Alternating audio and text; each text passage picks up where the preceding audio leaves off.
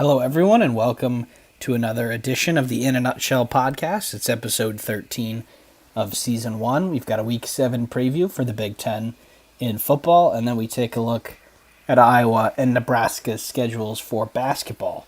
I'm your host, Sean Vowells, and as usual, I'm joined by Joe Meade. Joe, we got all three of the big three teams in football in the Big Ten in action this week. We've got Michigan hosting Indiana, Ohio State visiting Purdue, and Penn State hosting UMass.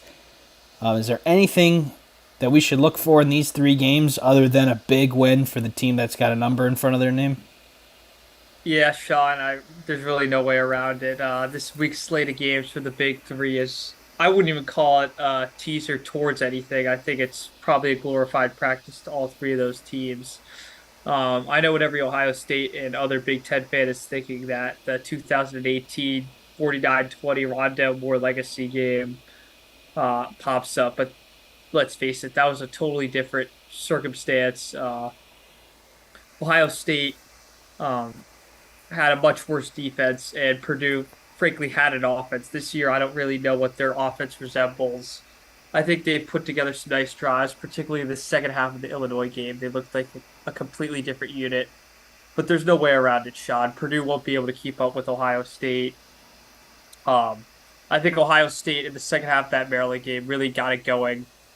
I'm not sure whether Emeka Egbuka is going to play. I really do not think so, based on Ryan Day's presser from the past few days and the fact that their real matchup is in 2 weeks against Penn State. And really on the same level, Sean, I think Penn State and UMass, I don't even feel like going over it. I think the one storyline you have is that, you know, Don Brown was the former D coordinator at Michigan and currently the UMass head coach. I think Penn State's kind of going to give him some more flashbacks to plenty of whiteouts where Penn State dominated Michigan's defense from 2017 and 2019. Then finally going to Michigan, Taven Jackson, the Indiana quarterback, he's looked kind of good at times, but most of the time it's been a struggle for him. It seems like his O-line hasn't been able to protect him. They really haven't gotten the run game going. They are passing the ball a lot. They do it decently efficiently, but it's mainly because they can't muster anything on the ground. So look for Michigan. They are favored by about 33 and a half as we record this. It is going to rain in all three of those games. There is going to be a storm on Saturday that goes across the Midwest. So look for rainy conditions. Expect Michigan to run the ball a lot per usual. If Indiana has any chance of winning this game, it's going to be through the air. But I think the rain's definitely going to dampen, not trying to be putty, their attempts to do that. The goals for all three teams are pretty simple. Keep all your guys healthy, get a 4 score lead going into halftime, play them sparingly if at all, because Ohio State and Penn State are on a collision course on the 21st, which we will preview in depth next week. And Michigan is also going to have on a collision course with their rival Michigan State. Not the rival, but definitely a rival. I'm able to admit that as a Michigan fan. Some aren't, which is frankly foolish. But, bigger and better things are just ahead for those teams. So not really too much to look forward to there. Just got to keep guys healthy, keep running backs under 10 carries for all three of those teams. So, just a little programming note here: Indiana at Michigan is at noon on Fox. Michigan, as Joe said, 33.5 point favorites. Ohio State is at Purdue at the same time. That'll be on Peacock. Ohio State 19.5 point favorites, and then Penn State hosts UMass at 3:30 on BTN, and Penn State is 41.5 point favorites there. Joey, you got three other Big Ten games that should at least be a little bit closer than those. We'll start with Michigan State going to Rutgers. Michigan State, we've gone over how much they've struggled this year, and Rutgers, we've given them honestly quite a lot of praise compared to what their expectation was. They're 4.5 point favorites. They're at home. You think if Rutgers wants to get to where they want to get, they need to get a W here. Yeah, Sean, this line surprised me the most. Our friend Chase, who's a listener of the show, he actually did send in a question today. Thanks for listening, Chase. He does great work for Spartans Illustrated and The Only Colors and Locked On Spartans. So he's as expert as it gets on MSU film and the team itself. He was pretty surprised, as was I, at this line. simply because we've praised Rutgers defense and we've praised their kind of conservative offense, but against any decent defense they face, which has been the two of Michigan and Wisconsin, where they lost those games and got nothing going offensively, they haven't been able to run the ball consistently. Gavin Wimsatt's been able to run the power option here and there, but once a team adjusts, it's um, really wraps for Rutgers offense because they Gavin Wimsatt has not been comfortable throwing the ball more than some slant and some out routes to running backs. So I look for Michigan State to try to get an early lead in this game. It's going to be the key for them because if Rutgers gets up on you, they're going to try to do the Wisconsin approach and get up by two scores and really run the ball off. But none guy can still run. I think the big storyline of this game, not only in the short term but definitely in the long term, is who's going to be starting at quarterback. The main rumor on the board is that Keaton Hauser will be starting for the Spartans. It was interesting listening to Greg Schiano.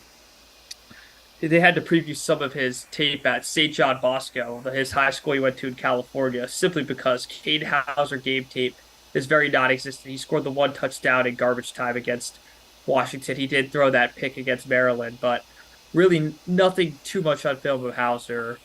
And Rutgers, it's still undetermined if Gavin Wimsatt's going to start. I think as we progress through the week, we're under the impression he will, and Shiano's just doing gamesmanship by not admitting to it or not. But Michigan State's has had bad news after bad news. Uh, I forgot to mention this last week. Jacoby Windman, one of their best defensive players, is out for the year. They are having guys leave the program, not left and right, but one a week usually. So, to brighten your spirits if you're a Michigan State fan. MSU Barstool does have a great story of that Diary of a Wimpy Kid, and it ends with Urban Meyer singing what the Wimpy Kid Greg Heffley sings. So if you want to brighten your day, that's a great way to do so. But I do think this is going to be a really close game, Sean. I think this will be the closest game we do preview this week. Um, I think turning over the ball for Michigan State, that's what's killed them. And Harlan Barnett every week comes out and says, "Oh, as long as we don't turn over the ball, we're a good football team." But I think this will be the game where we find out for sure whether that's uh, just bad habits that were developed early in the year, if that's who they are, period, point blank. So, yeah, That's at noon on BTN. And as I said earlier, Rutgers 4.5 point favorites. Seems about right, but that doesn't mean Michigan State can't go there and win. 3:30 on NBC. We've got Illinois visiting Maryland. Maryland coming off of. Actually, no, I have that they beat Rutgers last week, but that's Wisconsin. So give me a second here. They did. yeah, They got beat pretty handily by Ohio State, but they did compete for 3 quarters. So you got to think you're bouncing back here with a W at home against a team that you are better than. Need Maryland to get a W here, right?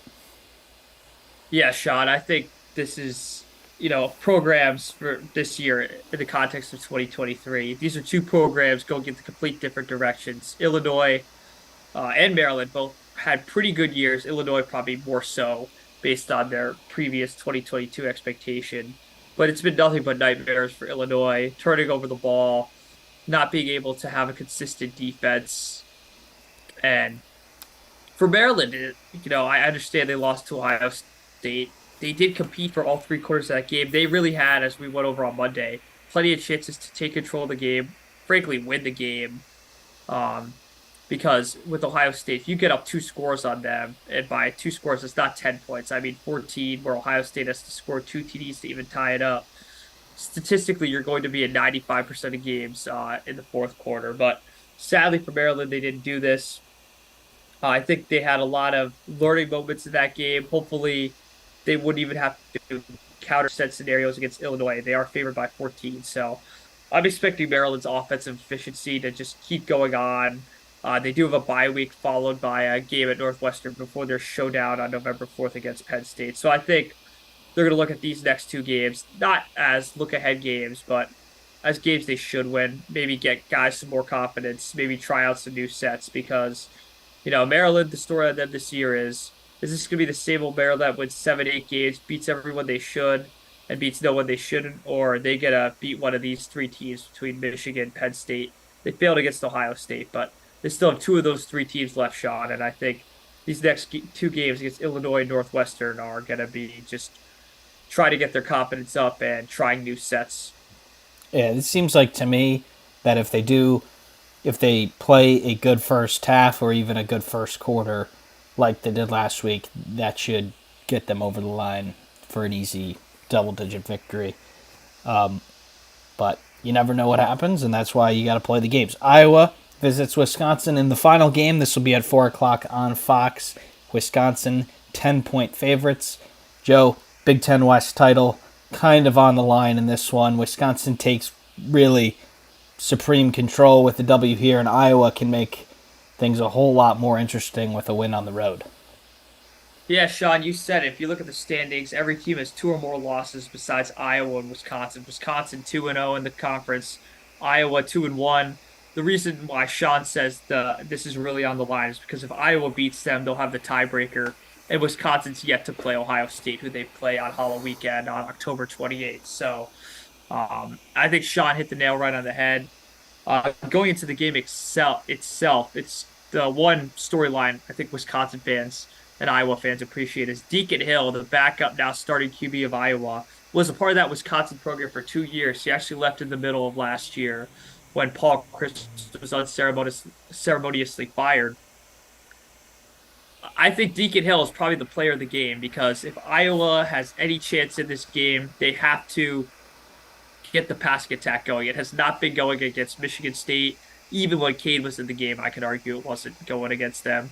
But Cade went down, Deacon Hill, and to be fair to him, a lot of his receivers dropped balls in that game. But against Purdue, he was anything but efficient. In fact, I really think he was a hindrance. I think Eric All really saved their butts, both blocking and making some circus catches in that game. I do think they're going to try to give Deacon Hill less responsibilities, try to not get him to overthink because God forbid Iowa turns the ball over. This game could really get out of their control early. Uh, I think this could be a classic Iowa Wisconsin game. I think turnovers are the story of this game. I think whoever turns the ball over less will definitely win this game.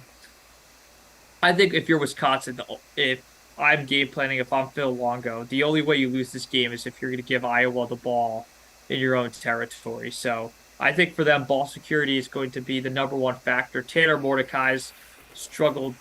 I would say struggled. He's had his problems with interceptions, but I think this is a game where they really rely on that run game with Braylon Allen. I think they're going to let Mordecai just throw those slants, not throw anything down the field or anything in the direction of Cooper DeJean. It was Riley Moss last year, or anywhere Johnny on the spot Jack Campbell would be. So I do think Wisconsin ultimately wins this game, Sean, but Iowa, it's going to be the classic Iowa game. They get turnovers and they somewhat survive or hold on offensively. They will win this game. I mean, they can win this game, but the prevailing belief in my mind, as well as pundits around the country, is that Wisconsin will prevail and have a stranglehold. I put emphasis on stranglehold on the Big Ten West after this week. It seems like this is one that Wisconsin's going to win unless Iowa gets a pick six or a huge, an interception or fumble in the Wisconsin red zone or something like that. It seems like something like that needs to go Iowa's way for them to win the game because the last two wins that they've had against teams that are not as good as Wisconsin, they've needed a punt return and a defensive score to either take the lead or pull away. So, you know Iowa will be in the game. They always compete, but it seems like a lot of things have to go right for Iowa to end up with more points. So that is it for our Week 7 preview. Joe and I will be back on Monday to recap those games, all of them, whether they're interesting or not. So Joe will flip to basketball now, right at the halfway point. We are going to start off with Nebraska ball today. Very highly ranked in Bart Torvik.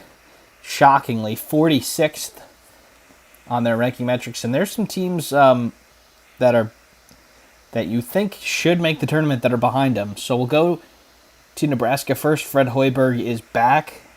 If you listened last year, Mike Kumar and I gave Fred Hoiberg a lot of credit because the Nebraska team last year was not the easy W that they were before. But we look at the roster here, Joe. They've got a couple of names that you recognize and a couple of new transfers in the door, but they bring back Tominaga, they bring back CJ Wilcher, they bring back some of the names that were able to perform last year. But the key thing that stands out to me is that the years senior, senior, senior, junior, senior, senior. They've got some experience out there in Lincoln. Yeah, Sean, I really think this is the not only the biggest year of Fred Hoiberg's tenure in Nebraska. I think this is a program year, and by that I mean Fred Hoiberg, his first year, was cut short by COVID, and I give a mulligan to any first year head coach. Second year was COVID, and I have to feel for any coach in both basketball and football who had to start their tenure that way because it kind of just your year two goes out the door. Year two is normally the year you really make those changes. You transition into what should be your breakthrough year in year three. And, people say this is Fred Hoiberg's fifth year at Nebraska. I really think it's like his third and a half based on everything he had to encounter. And especially when you keep in mind that beside the only other first year head coach that year was Jawan Howard, who inherited a top 10 national program. So I think he was really behind the eight ball, and I think it's nice to see him get back to ground level. And this is definitely the best team and most experienced team he's had on paper at Nebraska. So I would say expectations aren't sky high, but I think they're high in Lincoln to make the tournament and really be competitive the entire year, not just what they were toward February and March of last year. So we'll go into their schedule now. A couple of their non-conference games are cut off here. They're nobody of note. I think it's Lindenwood and Florida A&M or something.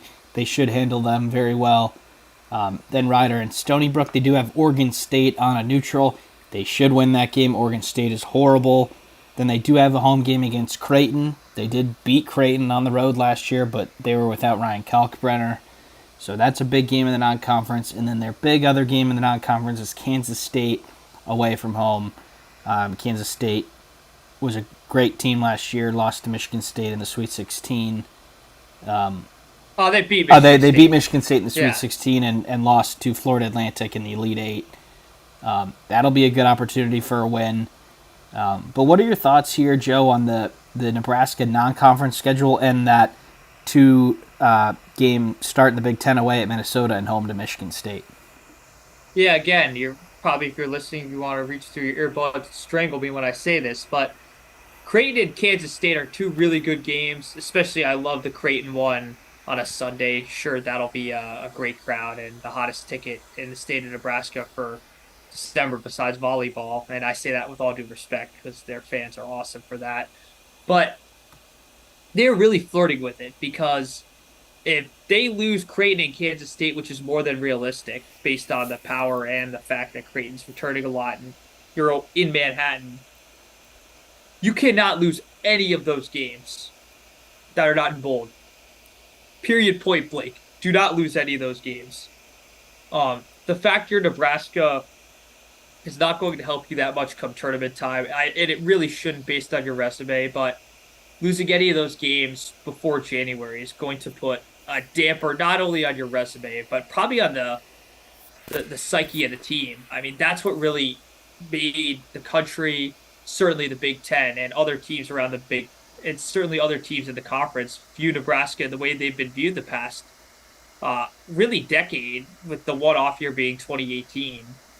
They just lose some dumb non-conference game and they just plummet in the power rankings. And I don't know if that all seeps in, but I have no other theory to otherwise to tell me that Nebraska doesn't have self-doubt creep in. What if they lose a dumb game? Let's say they lose to Duquesne or Cal State Fullerton. They really have to get going. That's really been the key. They've just been inconsistent. Really, it's been at the start of the year. So absolutely probably got to go up 9-2 at worst in non-conference, which kind of sounds insane. But with that light schedule, I definitely think it's a necessity. Yeah, I don't love this non-conference schedule because you got two teams that are going to be in the top 15 in the country, and then you have nobody else really. So you don't have that team that's going to be a 7 or an 8 seed that you could beat. It's either going to be a a game that you are going into as serious underdogs or one that you should win by 25 plus. And we've said this multiple times. There is no benefit to playing a team in the 300s or the high 200s. Because if you beat them by 35, it doesn't matter because you beat them by 35. And if you don't beat them by, you're going to by 7 or something, then that doesn't look so good. But, Joe, let me just say this for their Big Ten start. It's really tough. They've got to win that first game against Minnesota because after that, you've got Michigan State at home.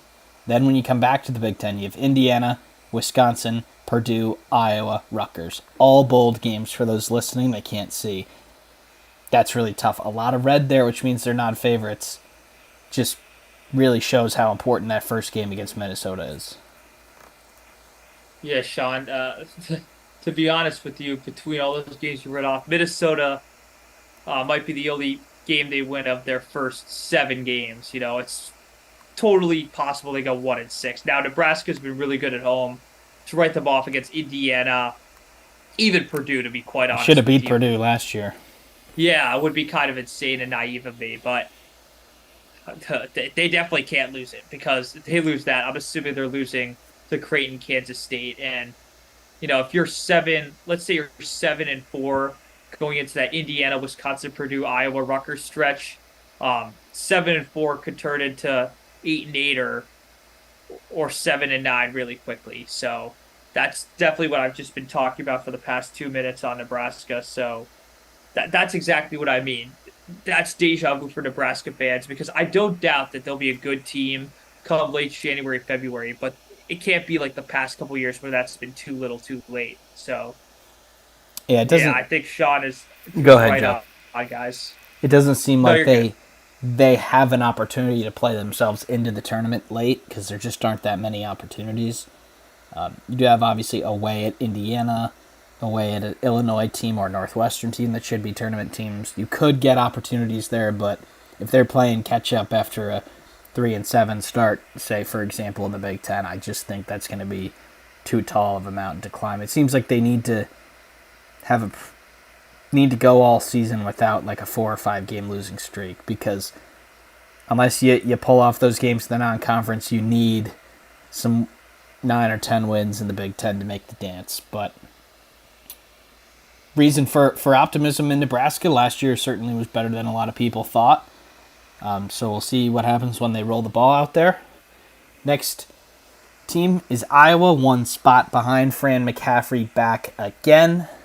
Here's their roster, a lot of the same players that we've seen before. Patrick McCaffrey, Peyton Sanford, Tony Perkins. All around, we've got a couple of new names in the transfer portal and some freshmen. But Joe, Iowa maybe lost a little bit more than others, but they still return a couple of their core players from a year ago. Yeah, Sean, it's really funny. We were ripping the Iowa football offense. It's really hard to rip the Iowa basketball offense. But on the flip side of it, it's so easy to rip Iowa's style of play, which leads into their horrible defensive numbers. The amount of offensive teams, particularly Michigan, that looked on fire against them was kind of ridiculous. I really hope they get that solved because they're one of the most fun teams you could ever watch. I mean, I can't find anyone, a casual observer of college basketball, who sat down and watched an Iowa game and didn't come out of it highly entertained, whether Iowa won or lost. With all that said, they obviously lose Chris Murray. He was just probably one of the better players you'll see in the conference over the past few years. Luckily, they do bring back Sanford, Perkins, but I mean, Sean, besides those guys, they're going to have to take on the role that those Maryland and Northwestern guys take on, which is just leading those new freshmen or guys with little to no experience. So, that said, Sean, let's get to their schedule. Yeah, first I put up their team stats. Joe, you already said it.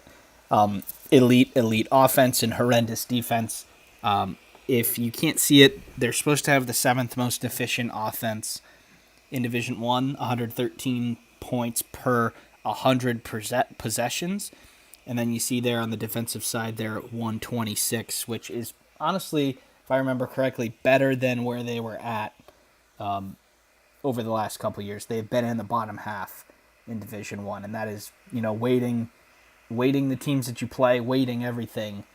It doesn't look like the story's going to be much different this year. But we'll go into their schedule here. They also play Creighton. There's two more before that, but they're not of note. Creighton away. It's going to be a really tough game. You've got Oklahoma on a neutral. Not sure if Oklahoma's going to be better than they were a year ago in the new look Big 12. You got Purdue away to start off the Big 10. Iowa State away in the Cy-Hawk game. I believe they lost big time in that last year. I think Iowa State kind of took over and crushed them. Then they faced Michigan, and then a couple of games that they should win by a lot before the Big Ten started the season. But Joe, we've kind of been going bold versus no bold here. They do have a favorable start to the conference slate. Yeah, Sean. I think those December games are I'd say sneaky tough. I mean, to Purdue, no one gonna expect Iowa to win that. Home against Michigan is one of these games they have to win. Michigan, we haven't even seen them out the gate yet. We don't even know if Juwan Howard's going to be coaching. We'll certainly get to that in a later episode, but they can't lose a home game against the team they're going to be favored against, especially after you lose one to Purdue. But even getting off their December games, away to Wisconsin, then you have home against Rutgers, Nebraska, and away to Minnesota. I'd say those three games, 3-0 is something you should strive for, and 2-1 is something you absolutely need because that stretch of Purdue, Maryland, away to Michigan, away to Indiana, stared you right in the face toward the end of January.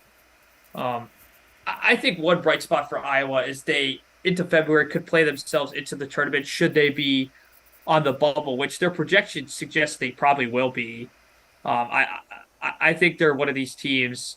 It's so funny, Sean. The Big Ten is so variant on a lot of teams. One team could be really good, one team could be really bad in terms of what we're projecting them to be. Iowa, I think, fits into the same mold. It's just they have a little more familiarity where we're not going to put them in that category. But I think in a normal year, we'd put Iowa as one of the top most unpredictable teams in the conference.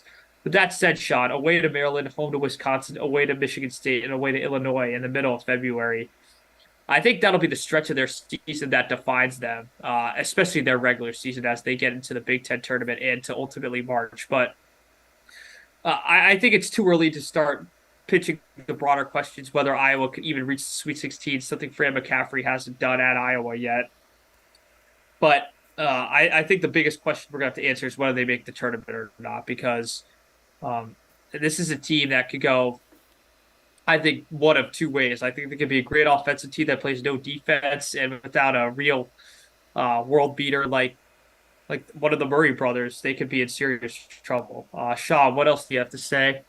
Yeah, I think if you don't watch Iowa basketball at the end of the year, if they end up 10-10 in the Big Ten, it can appear as if they're just like an okay team, but that 10-10 will be 7 phenomenal games, 8 horrible games, and 4 okay games. Like, the reason why Iowa is so unpredictable is because they are very hot and cold.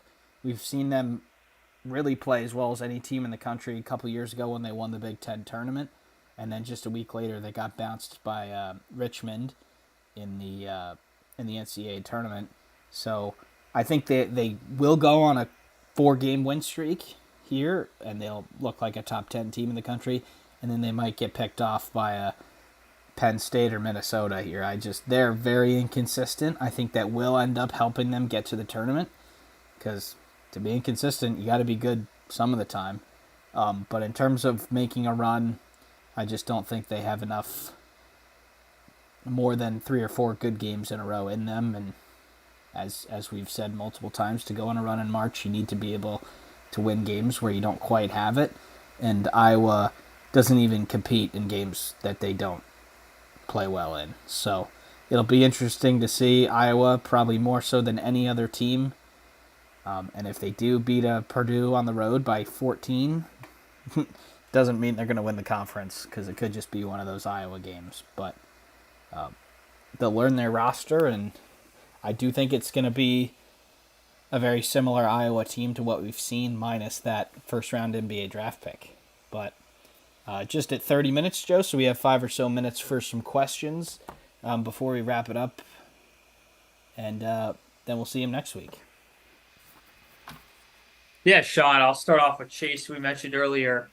Chase, it's funny, he covers football. Asked a basketball question. Can't say I blame him. He does have to cover Michigan State football a lot, which he likes doing, but probably not a lot of the fans love reading it because it's really bad, but enough shots taken at them.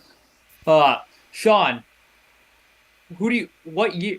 Oh, sorry, I can't read tonight. Between which coach of these coaches, which one has the biggest legacy year in check? Tom Izzo, Matt Painter, or someone else? It's a really good question. I think it's a big year for Painter because they've lost 3 straight years in the NCAA tournament first round to a double-digit seed after really good seasons. 4 seed, 2 seed, and a 1 seed. No, 4-3-1. Yeah, four in 2021, three in Last year. 2022, and then one Yeah. last year. Yeah. So you've lost to a number of teams that you should have beat in a row.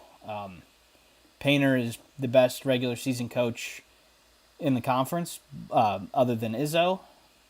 I certainly think that he's got to start winning in March because, frankly, they've deserved a Final Four with how good their team has been. They lost on that tip out off the missed free throw to Virginia a couple of years ago, where if they don't execute that play, they're in the Final Four. If they beat a St. Peter's team, they go to the Elite Eight. And they're 1 seed last year, the number one team in the country for most of the year. So this is a big legacy year for Painter. I don't think this is a big legacy year for Izzo. Don't think we will remember his career any differently based on what happens this year. But of course, if they end up, hanging a national championship banner, then that definitely becomes the answer to the question. But Painter definitely has more to lose and more to gain because I don't think people put Painter on the elite level just yet. Yeah, Sean, I think we have time for one more question. And this one is one we missed Monday, so I'm sorry. Sorry to know our number one Michigan viewer. Sean, besides Nebraska, Michigan, Ohio State, and I guess we could include Iowa since we just covered them. What is one more unpredictable team in the Big Ten? And I don't think he's going to let you answer Indiana and get off the hook that easily. So I guess most variable, sporadic. We've answered a variation of this. So what do you think, Sean? All right, let's see here. Purdue and Michigan State are going to be 1 and 2, unless another team really takes it. We know what we're going to get from Wisconsin. Probably know what we're going to get from Maryland, Northwestern, and Illinois. Indiana could go a lot of ways, as we've said. We've got a team like Ohio State that's pretty up and down that he mentioned. Nebraska, Iowa, Rutgers, we know what they're going to get. The exact flip of Iowa. Horrible offense and elite defense. Michigan, it's unknown what their roster should be okay. And then that just leaves Minnesota and Penn State. So he eliminated all the teams that are kind of, we don't know what we're going to get. Minnesota and Penn State should be the bottom two. If they're not, then that'll be a tremendous season for them or a really horrible season for somebody else. We got the two at the top, the two at the bottom, and then could be really anything in the middle. I think he mentioned all the teams that we don't really know what we're going to see, and then we've mentioned all the teams that we know exactly how they're going to win and how they're going to lose. Yeah, I think that about covers it, Sean, for the questions. We're going to have a few next week that I'm going to delay simply for time's sake and because Big Ten basketball media days is not quite the spectacle Big Ten football media days are. But certainly we'll have some questions pertaining to that next week. I'm sure there'll be a bunch on Wednesday when we preview the October 21st games, which are probably the most exciting slate of games that we've covered so far. So, Sean, you want to wrap us up? Yeah, thank you everybody for tuning in. I will see you next Monday. Be sure to look out for the college basketball conference preview schedule that's coming out soon. And the Big Ten one will be put out on both Spotify's and this YouTube because it's still the Sports Daily college basketball YouTube. So be sure to look out for that soon. Probably will have that finalized by the end of the week. And keep sending your questions into Joe. And be sure to like and subscribe. And we'll see you next week.